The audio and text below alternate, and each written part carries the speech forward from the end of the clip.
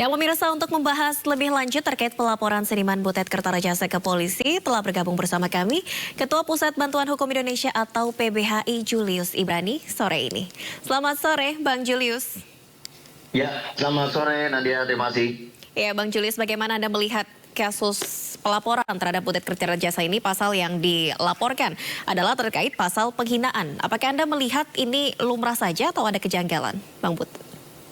Ya, sebelum bicara pasalnya Nadia ya, kita perlu mengidentifikasi dulu peristiwa yang menjadi materi pelaporan Projo DIY tadi.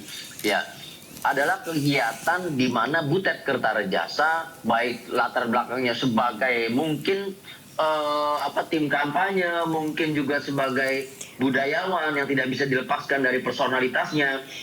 Tapi fokus materinya adalah bicara soal kritik terhadap negara.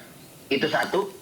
Yang kedua adalah di dalam forum kampanye yang harus dimaknai sebagai bagian yang konstitusional dari penyelenggaraan pemilu. Nah, melihat dua indikator ini, maka sudah sepatutnya ini tidak dapat dikategorikan sebagai satu peristiwa pidana. Kenapa? Setiap warga negara berhak untuk mengkritik pemerintahan. Dan itu dijamin oleh konstitusi melalui hak-hak sipil dan politik, melalui partisipasi pada pemerintahan yang sah. Kritik juga bentuk partisipasi. Yang pertama. Yang kedua adalah kalau agendanya adalah kampanye, di dalam forum kampanye, materinya materi kampanye, apapun bentuk materinya, maka koridor hukum yang berlaku adalah penyelenggaraan pemilu sebagaimana diatur dalam Undang-Undang Nomor 7 Tahun 2017. Jadi kalau ada dugaan pelanggaran, ketidaksetujuan terhadap substansi yang disampaikan pada saat kampanye, muaranya atau koridornya adalah ke penyelenggara pemilu, dalam hal ini pengawas. Di situ ada Bawaslu.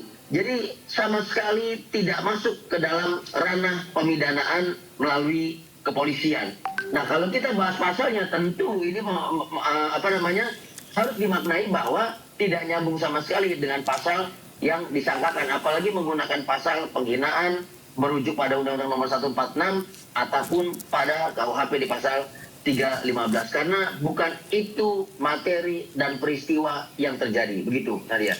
Baik, Bang Julius, artinya seharusnya ucapan Butet ini tidak dapat dikategorikan sebagai suatu bentuk tindak pidana karena setiap masyarakat ini memang boleh mengkritik pemerintahan ataupun mengkritik negara begitu. Apakah ini juga merupakan salah satu bentuk pembungkaman demokrasi atau seperti apa?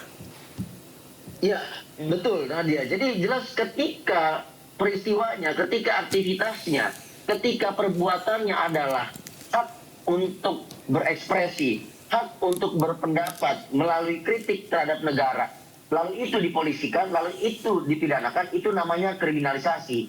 Dan kriminalisasi inilah pelanggaran hak asasi manusia yang terjadi. Dan tentu pola-pola kriminalisasi terhadap pendapat, terhadap kritik kepada negara, itu merupakan pola-pola pembungkaman suara kritis publik yang lumrah terjadi di banyak negara, tidak terkecuali Indonesia.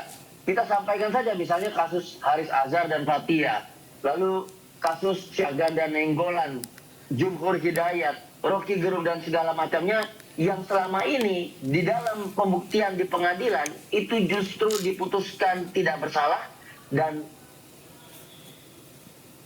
maka bahwa ekspresi pendapat itu tidak boleh dipidanakan dan kriminalisasi merupakan pelanggaran HAM. Jadi ini yang harusnya dipegang. Jelas ini sebuah pembungkaman, jelas ini sebuah pelanggaran HAM. Gitu Nadia. Baik, Bang Julius, artinya ini memang nampaknya ada upaya kriminalisasi terhadap orasi dari Bang Butet, yang mana ini sebetulnya hak seluruh warga negara Indonesia untuk menyampaikan kritik terhadap pemerintahan dan juga kritik terhadap negara. Kita sama-sama berharap semoga kasus ini cepat terselesaikan dengan baik dan semoga tidak ada lagi pembungkaman demokrasi. Terima kasih Ketua Pusat Bantuan Hukum Indonesia atau PBHI Julius Ibrani telah bergabung di Sindo Sore. Salam sehat Bang Julius, selamat beraktivitas kembali. Selamat sore. Terima kasih Nadia.